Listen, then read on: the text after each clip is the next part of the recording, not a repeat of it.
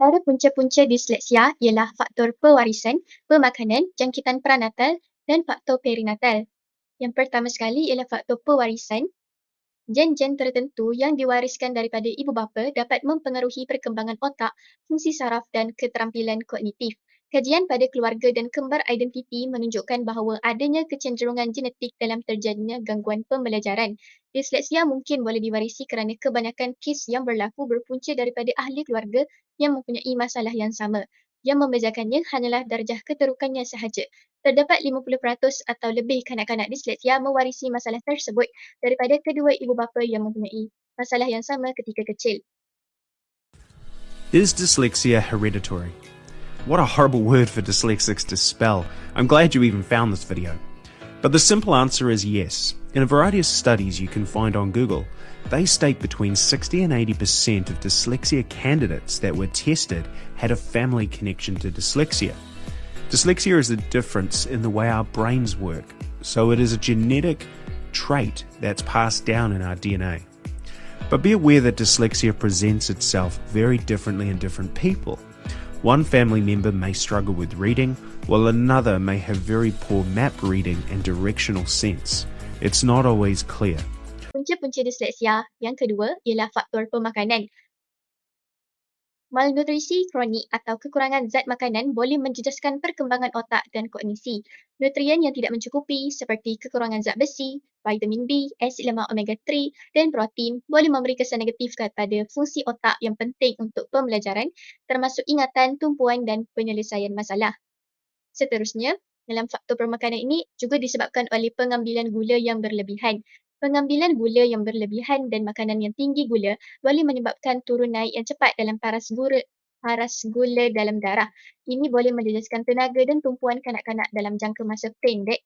Seterusnya boleh menjejaskan keupayaan mereka untuk fokus dan belajar. Yang seterusnya adalah asid lemak omega-3. Asid lemak omega-3 yang kebanyakannya terdapat dalam ikan berlemak dan minyak ikan mempunyai peranan penting dalam perkembangan otak. Kekurangan omega-3 boleh menjejaskan fungsi otak yang melibatkan keupayaan pembelajaran dan kognitif.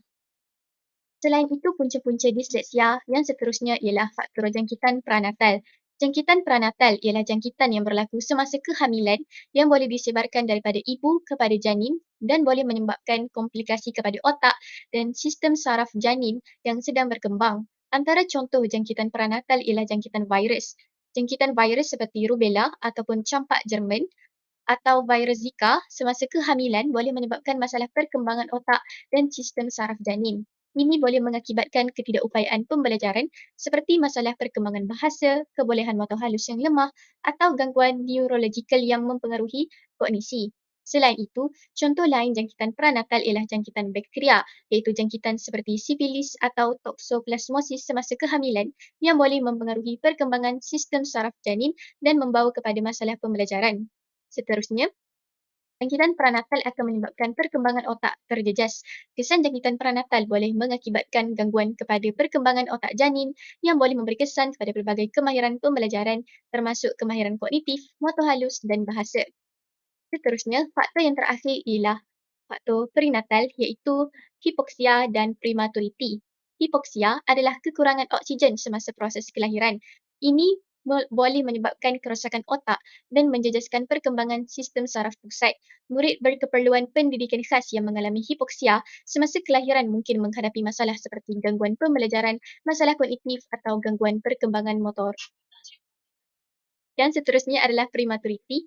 Kelahiran pramatang adalah kelahiran bayi sebelum jangka waktu yang normal. Bayi yang lahir pada kelahiran pramatang ini mungkin menghadapi risiko yang lebih tinggi untuk masalah pembelajaran, termasuk masalah pembelajaran yang berkaitan dengan perkembangan otak yang belum lengkap.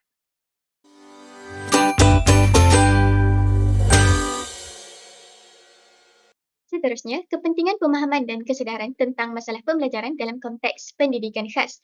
Yang pertama ialah dapat membantu ibu bapa memberikan sokongan yang penuh kepada anak-anak. Hal ini kerana melalui pemahaman dan kesedaran ini, ibu bapa menjadi lebih peka terhadap perkembangan anak-anak mereka yang mempunyai masalah pembelajaran. Misalnya, mereka akan cuba mencari inisiatif yang terbaik untuk mengembangkan potensi anak mereka serta tidak menganggap anak-anak yang mempunyai masalah pembelajaran ini sebagai suatu bebanan dalam hidup.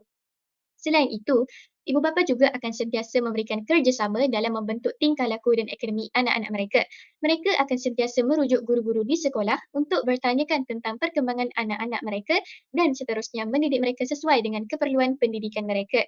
Contohnya, di rumah, ibu bapa memberikan latihan kepada anak mereka dan memastikan anak mereka sentiasa menyiapkan tugasan yang diberi. Hal ini secara tidak langsung akan meningkatkan keupayaan mereka dalam pelbagai aspek seperti kognitif, emosi, dan sosial kerana mendapat sokongan dan semangat daripada ibu bapa mereka. Yang kedua, melalui pemahaman dan kesedaran tentang masalah pembelajaran dalam konteks pendidikan khas. Hal ini dapat meningkatkan keupayaan sosial murid dengan lebih berkesan. Guru-guru pendidikan khas yang faham dan sedar tentang masalah pembelajaran dalam konteks pendidikan khas dapat melaksanakan aktiviti berkumpulan yang berkesan yang dapat meningkatkan keupayaan sosial mereka. Kesannya, melalui aktiviti berkumpulan tersebut, guru-guru pendidikan khas telah memberikan peluang kepada murid berkeperluan pendidikan khas untuk membina hubungan persahabatan yang akrab dengan rakan sebaya dan meningkatkan sistem sokongan rakan sebaya. Hal ini juga telah mewujudkan suatu persahabatan yang sihat antara murid-murid berkeperluan pendidikan khas dengan masalah pembelajaran.